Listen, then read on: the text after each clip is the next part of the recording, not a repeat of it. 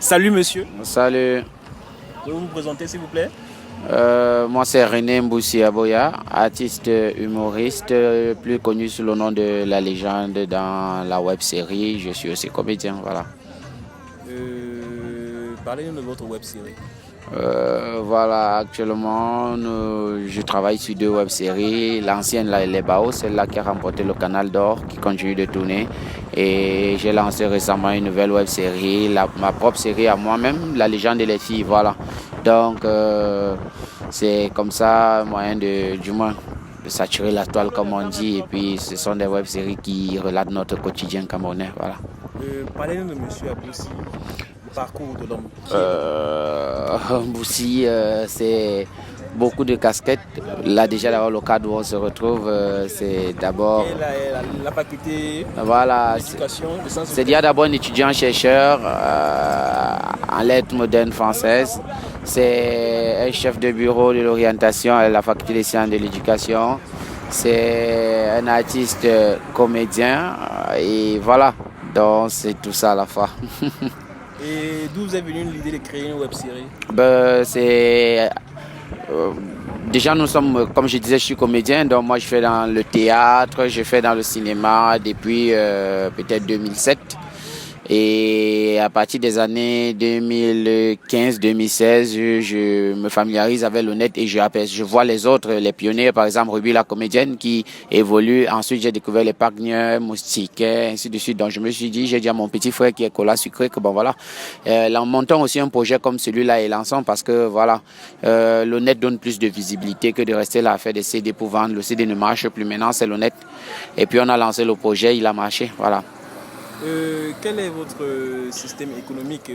On nous parle de tarification, on nous parle du système de vue sur YouTube. Mhm.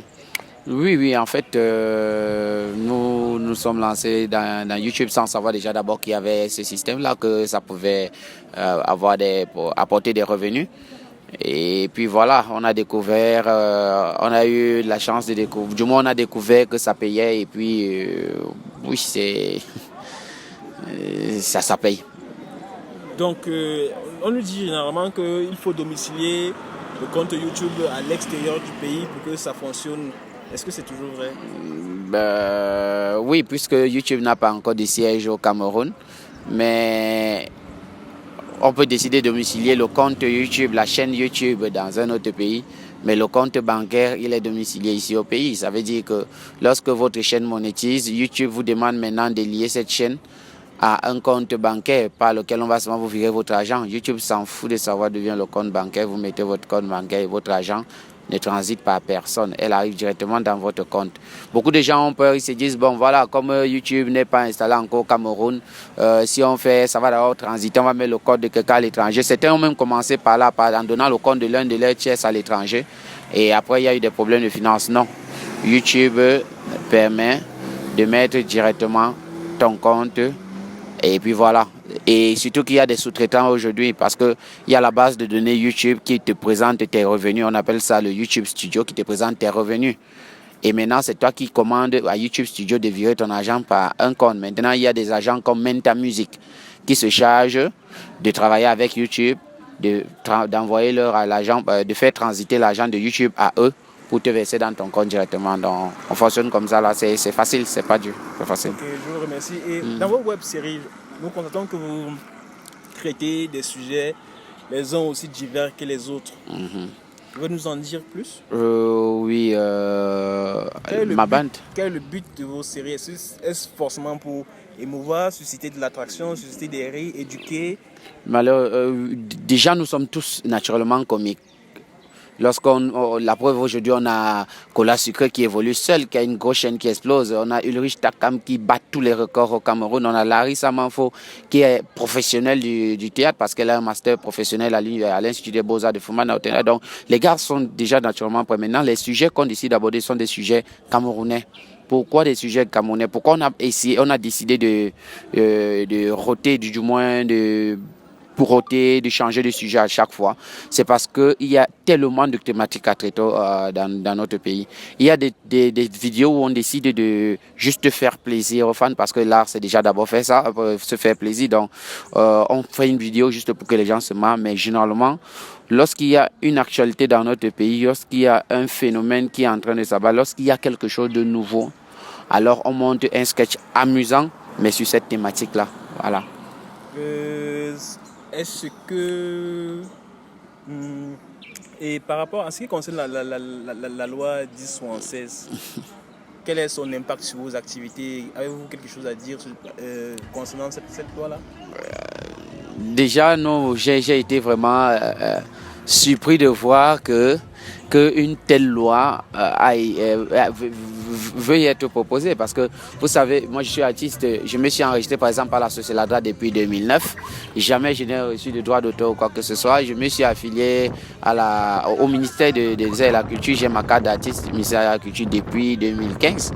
Mais jamais il y a eu un mouvement là-bas, une répartition. Ça dit, on ne prend pas soin de l'artiste au premier degré, on ne prend pas soin de l'artiste ça dit, on ne lui apporte pas ce qu'il faut. Mais on va quand même chercher une loi qui va la servir davantage. Parlant de la loi elle-même proprement dite, moi je pense que c'est tout simplement une grosse connerie. On ne peut pas décider de prendre une loi sans consulter les artistes. On ne peut pas décider pour quelqu'un sans lui demander est-ce que ceci te convient. On ne peut pas prétendre que quelque chose est bon pour quelqu'un sans lui avoir demandé. Une loi qui ne change rien, qu'elle soit votée ou pas. Les artistes, du moins, même si elle n'est pas là, les artistes vont toujours continuer à évoluer, parce que les artistes sont toujours traités avec l'international sans passer par cette loi.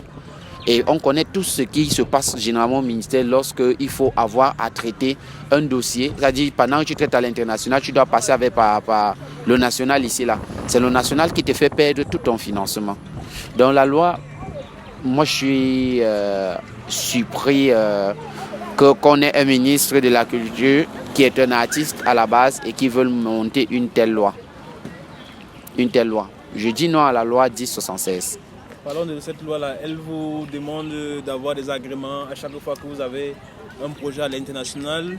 Elle coordonne, elle restreint l'activité des associations à un arrondissement. Elle conditionne tout le fonctionnement d'une association d'artistes, quoi. Et c'est ce qui est encore ahurissant. Parce que les artistes se battent à monter des compagnies de théâtre. Aujourd'hui au Cameroun, il n'y a pas de structure qui finance un festival de théâtre.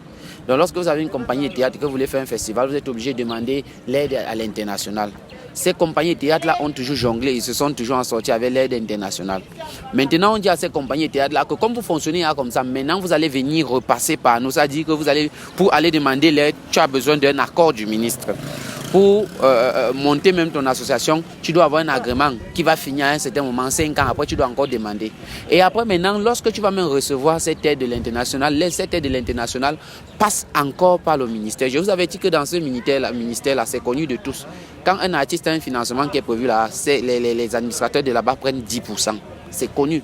Donc vous imaginez qu'un artiste qui sait que lui, il va recevoir son financement de l'Union européenne, ça va encore transiter par le ministère. Le ministère, un administrateur véreux va venir enlever 10%, mais ça, c'est encore asservir l'artiste. C'est diminuer son travail. Restreindre l'activité d'un artiste à un arrondissement. Ça veut dire que si je légalise, par exemple, mon festival de théâtre à, prenons un arrondissement, Bokito, je crée mon festival de théâtre et ma compagnie de théâtre. Et après, je veux lancer un autre festival de théâtre qui va faire le tour du pays.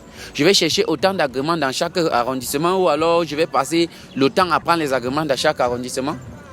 Non mais... C'est périlleux, c'est difficile. C'est difficile. Vous voyez donc qu'au lieu de trouver le moyen de donner aux artistes la possibilité de mieux travailler, on leur donne encore plus de travail et moins de finances. Et les artistes se plaignent aussi des structures. Est-ce qu'un effort est fait dans ce sens-là, des structures théâtrales, des structures qui permettent aux artistes de mieux s'exprimer? Non, mais carrément pas. Carrément pas. Et c'est à ce niveau-là qu'on espérait que le ministère allait jouer l'arbitre, que de venir encore trouver le moyen, chercher le moyen d'asservir les artistes. Il devait trouver le moyen de faire en sorte que les structures qui sont déjà mises en place travaillent bien. Je viens de vous prendre un exemple. Je suis affilié à la Sociéladra depuis 2015. Depuis 2009, j'entrais à l'université à l'époque. Je n'ai jamais eu un seul droit d'auteur.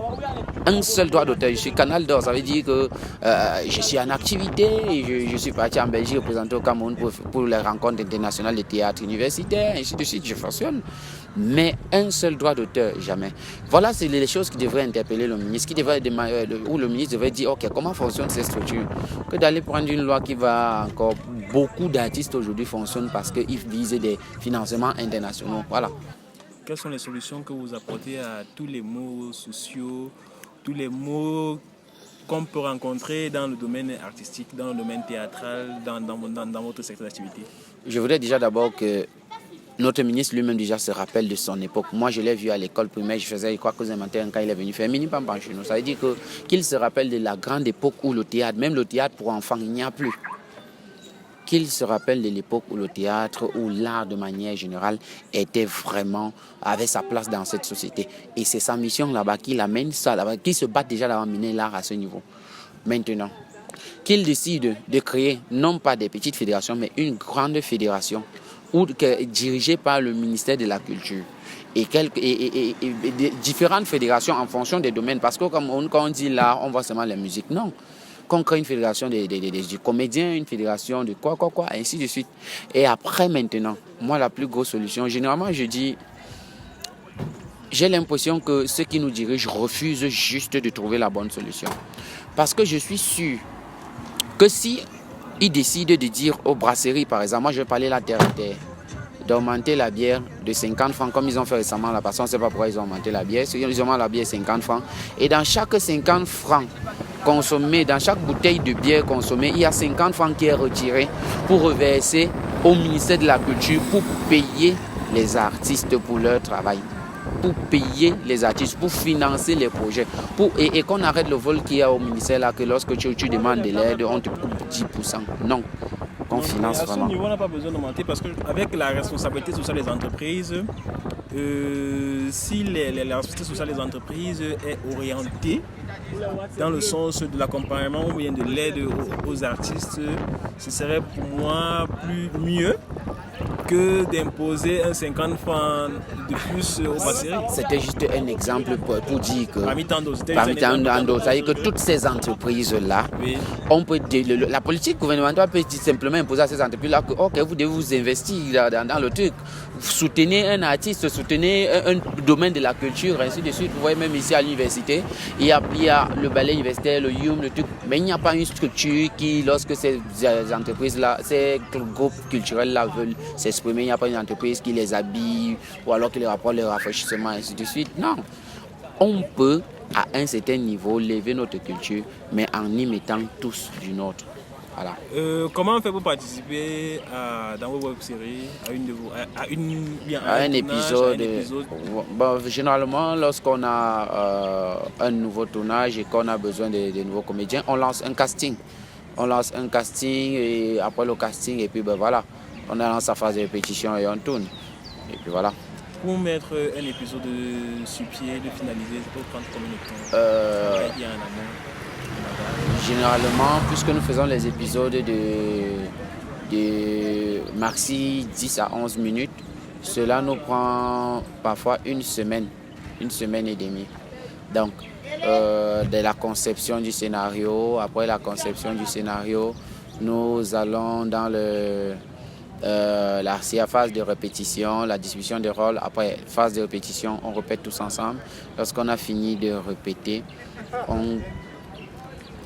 on se retrouve sur le site, on fait le repérage avec le réalisateur, on découvre les différents sites où on va tourner et on tourne.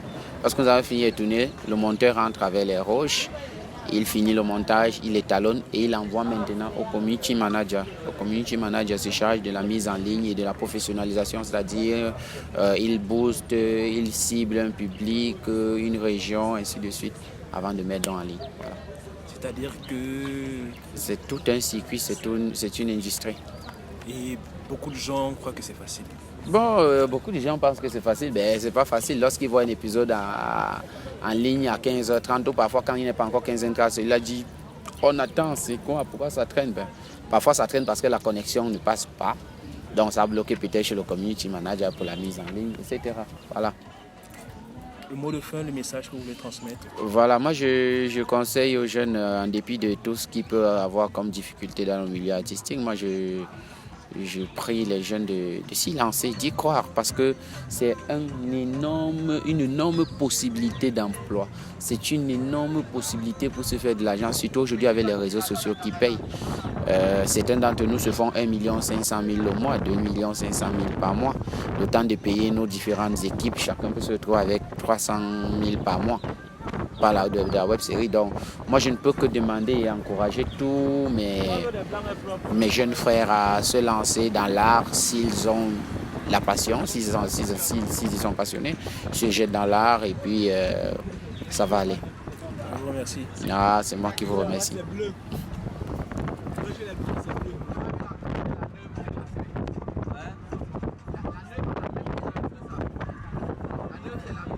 Vous voulez savoir où il y a les plus très beaux milieux là, c'est quelqu'un peut se placer dessus.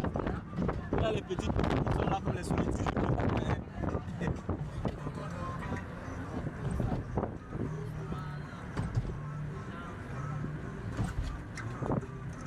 Comment tu veux?